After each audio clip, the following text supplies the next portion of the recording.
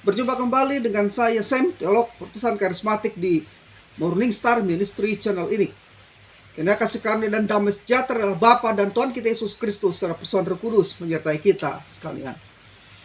Ini saya ingin berbagi pengajaran dengan tema jangan tawar hati. Amsal 24 ayat 10 mengatakan, jika engkau tawar hati pada masa kesesakan, kecillah kekuatanmu. Saudaraku, hidup di dunia ini tidak lepas dari persoalan. Seringkali persoalan datang seperti tamu yang tidak diundang. Datang pada saat yang tidak kita harapkan. Dan terkadang datang berombongan. Artinya yang satu belum selesai, muncul yang kedua. Yang kedua ini belum beres, datang lagi yang ketiga. Begitulah hidup di dunia ini. Dalam menghadapi keadaan seperti terkadang kita tawar hati. Persoalan datang dalam berbagai cara. Yang pertama sebagai akibat dari pekerjaan setan musuh kita.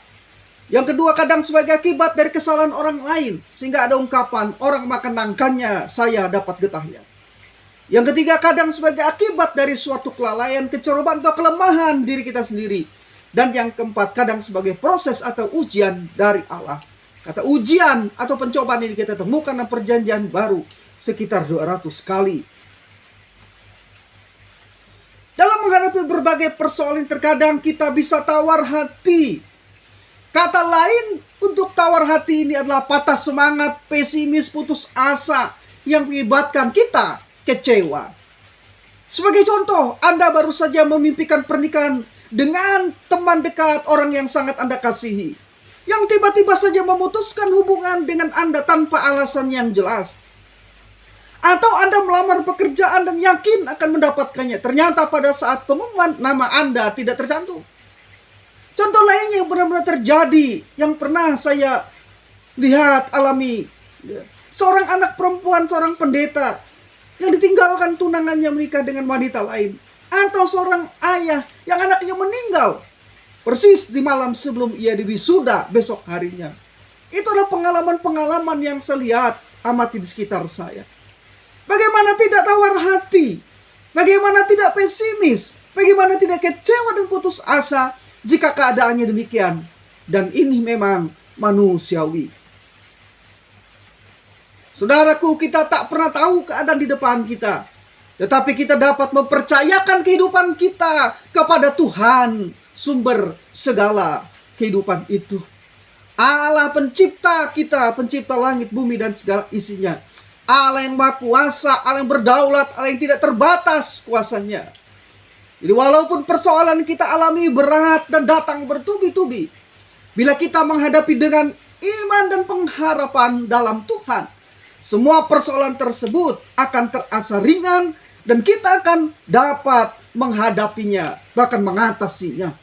Sebaliknya, walaupun persoalan itu amat kecil ataupun remeh, namun bila kita menghadapi dengan tawar hati, karena mengandalkan kekuatan sendiri, persoalan tersebut akan terasa begitu berat dan menghancurkan hidup kita.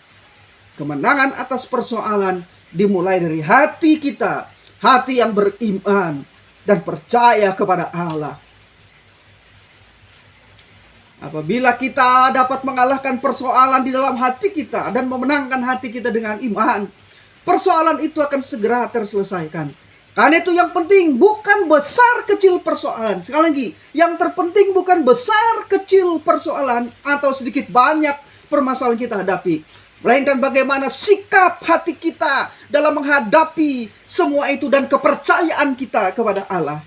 Itu firman Tuhan memberikan kepada kita pengharapan di dalam masa-masa yang sulit, pengharapan di dalam masa-masa kesesakan. Yang pertama, ingat, setiap masalah dan persoalan kehidupan ini pasti ada jalan keluarnya. Rasul Paulus dalam 1 Korintus 10:13 berkata, Pencobaan-pencobaan yang kamu alami ialah pencobaan-pencobaan biasa yang tidak melebihi kekuatan manusia. Sebab Allah setia, dan karena itu Ia tidak akan membiarkan kamu dicobai melampaui kekuatanmu. Pada waktu kamu dicobai, Ia akan memberikan kepadamu jalan keluar sehingga kamu dapat menanggungnya. Sehingga Ia akan memberikan kepadamu jalan keluar sehingga kamu dapat menanggungnya. Sekali lagi, pada waktu kamu dicobai, Ia akan memberikan kepadamu jalan keluar sehingga kamu dapat menanggungnya. Jadi jalan keluar diberikan Allah bukan jalan keluar untuk melarikan diri. Jalan keluar diberikan Allah adalah jalan keluar di mana kita dapat menanggung sebesar apapun pencobaan itu. Ayat ini mengingatkan kita saat menghadapi persoalan dalam hidup ini. Yang pertama, setiap persoalan tidak melebihi kekuatan kita untuk menanggungnya. Yang kedua, Allah setia sehingga Ia tidak akan membiarkan kita. Yang ketiga, setiap persoalan pasti ada jalan keluarnya.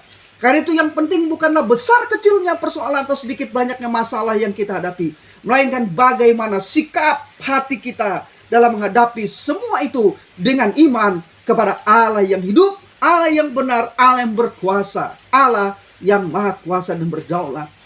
Yang kedua, segala perkara dapat kita tanggung dalam Tuhan yang memberi kekuatan. Paulus mengingatkan kita di dalam Filipi pasal 4 ayat 13, segala perkara dapat kutanggung di dalam Dia yang memberi kekuatan kepadaku. Kita dapat mengandalkan Tuhan dan kuasa-Nya. Kuasa Tuhan yang tidak terbatas, bersumber dari pribadi Tuhan yang maha kuasa dan tak terbatas. Allah yang tidak terbatas itu adalah Allah yang imanensi. Dia adalah pribadi yang maha kuasa dan tak terbatas. Maha kuasa berarti bahwa Allah kuat dalam segala-galanya dan sanggup melakukan apa saja yang sesuai dengan sifatnya sendiri. Kata El Shaddai atau maha kuasa yang dipakai untuk Allah tercatat dalam Alkitab sekitar 56 kali. Dan kata ini merupakan dasar bagi konsep kemahakuasaannya. Kata maha kuasa itu juga berarti Allah yang maha mencukupi dan Allah yang memelihara. Tuhan tidak dibatasi oleh apapun. Allah tidak dibatasi oleh ruang, tidak dibatasi oleh waktu, tidak dibatasi oleh keadaan, tidak dibatasi oleh semua ciptaannya. Karena Dia yang menciptakan ruang dan waktu dan seluruh ciptaan yang ada. Dia sanggup melakukan apa saja yang Dia kehendaki yang sesuai dengan sifat-sifat dan atributnya yang sempurna. Sekali lagi harus diingat bahwa kemahakuasaan Allah bukan berarti bahwa Allah dapat melakukan apa saja yang dikehendakinya, yang kontras atau yang bertentangan dengan sifatnya. Tidak. Allah dapat melakukan segala sesuatu yang selaras dengan sifat-sifatnya. Ia tidak dapat melakukan sesuatu yang tidak selaras dengan sifat-sifatnya yang sempurna itu. Karena itu kita dapat yakin bahwa jawaban doa yang kita panjatkan kepadanya menurut kehendaknya yang sempurna, sekalipun jawaban itu terkadang tidak harus selalu sama dengan yang kita doakan. Dia tahu yang terbaik bagi kita. Jadi ketika berdoa, kalau doa kita itu jawaban dari Tuhan dari doa kita tidak sesuai dengan apa yang kita harapkan, kita harus tahu bahwa Dia melakukan yang terbaik. Rencananya, kehendaknya itu selalu yang terbaik bagi kita. Jadi percayalah kepadanya bahwa Ia dapat memberikan sebuah mujizat bagi kita yang akan membaikkan kehidupan kita dan memuliakan namanya. El Shaddai, Allah yang maha kuasa dan Allah yang memelihara, maha mencukupi. Yang ketiga, Tuhan menjanjikan masa depan yang penuh harapan. Melalui Nabi Yeremia Tuhan berfirman, sebab aku ini mengetahui rancangan-rancangan apa yang ada padaku mengenai kamu. Demikianlah firman Tuhan, yaitu rancangan damai sejahtera dan bukan rancangan kecelakaan, untuk memberikan kepadamu hari depan yang penuh harapan. Sayangnya sebagian orang berpikir Allah memiliki rancangan yang mencelakakan dia. Tapi Alkitab mengatakan Allah tidak merancangkan rancangan kecelakaan, tetapi Dia merancangkan rancangan yang penuh dengan damai sejahtera dan rancangan yang penuh dengan harapan. Rancangan penuh dengan damai sejahtera dan penuh harapan adalah rancangan yang berbeda dengan rancangan yang mencelakakan. Saudaraku, namun sayang banyak orang salah memandang kehidupan ini. Mereka lebih mengejar kekayaan ketimbang mengejar Tuhan. Mengejar kekayaan jasmani dan berkat ketimbang mengejar Tuhan. Saudaraku, Orang-orang lebih mengejar kekayaan jasmani daripada kekayaan rohani, itu Tuhan Yesus Kristus. Bukan berarti bahwa kita tidak boleh memiliki kekayaan secara jasmani. Lebih dari itu, kita harus terlebih dahulu memastikan bahwa kita kaya secara rohani. Ingat, apabila kita memiliki Tuhan Yesus Kristus dalam hidup ini, apabila kita memiliki Tuhan Yesus Kristus dalam hidup ini, kita memiliki segalanya. Rasul Paulus mengatakan, terpujilah Allah dan Bapa Tuhan kita Yesus Kristus, yang dalam Kristus telah mengaruniakan kepada kita segala berkat rohani dalam surga. Apabila kita memiliki Yesus Kristus dalam hidup ini, maka kita memiliki rancangan-rancangan Allah yang baik atas hidup kita, rancangan masa depan yang penuh dengan harapan. Sebaliknya, walaupun kita memiliki seluruh dunia, tetapi bila kita tidak memiliki Tuhan Yesus Kristus dalam hidup ini, kita sebenarnya tidak memiliki apapun. Saudaraku, tetaplah berada pada yang benar di tengah-tengah kesulitan, pencobaan, dan tantangan kehidupan. Ikuti arah mata kompas, maka dimanapun kita tidak akan tersesat. Pasti cepat atau lambat kita akan menemukan jalan. Ingat, setiap kemenangan dihasilkan dari pertandingan. Hari terpanjang sekalipun pasti akan berakhir. Setiap masalah pasti ada jalan keluar. Itulah kekuatan harapan di dalam Tuhan kita, Yesus Kristus. Alkitab berkata, serahkanlah hidupmu kepada Tuhan dan percayalah kepadanya, dan Ia akan bertindak. Ia akan memunculkan kebenaranmu seperti terang dan hakmu seperti siang. Mazmur 37 ayat 5 sampai ayat yang ke-6. Akhirnya, pernahkah Anda mengalami persoalan yang menyebabkan Anda tawar hati? Pernahkah terpikir oleh Anda bahwa Tuhan yang setia dan penuh belas kasihan ingin menolong Anda? Itu sebabnya kita dapat berharap kepada pertolongannya. Bahkan curahkan isi hati kita kepadanya. Karena kita percaya Dia menolong dan membebaskan kita. Karena itu, pertama, mintalah agar Tuhan mencurahkan kuasa dan kasih-Nya kepada kita. Kedua, mintalah agar kita memiliki hati yang mau percaya dan berharap kepadanya. Saudaraku, saat ini seandainya saudara meminta kepada Tuhan satu permohonan dalam hidup ini, dan saudara tahu bahwa Ia dapat mengabulkan permintaan dan melakukannya bagi saudara, apakah yang akan saudara minta kepadanya? Memulihkan perkawinan saudara retak atau berada di ambang kehancuran? Mengubah sesuatu dalam pekerjaan Anda?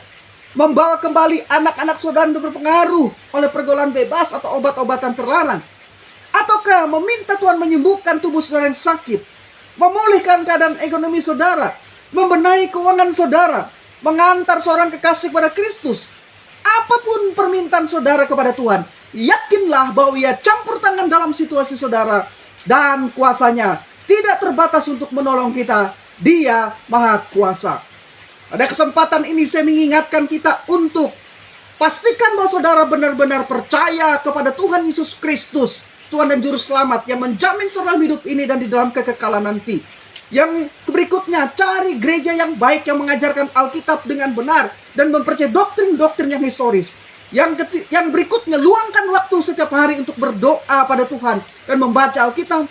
Dan yang ketiga, berikutnya maksud saya, kembangkanlah hubungan dengan orang-orang yang dapat menolong saudara secara rohani. Dan ini dapat saudara temukan di gereja lokal. Yang dapat saya bagikan, saya Sam, teolog Protestan karismatik.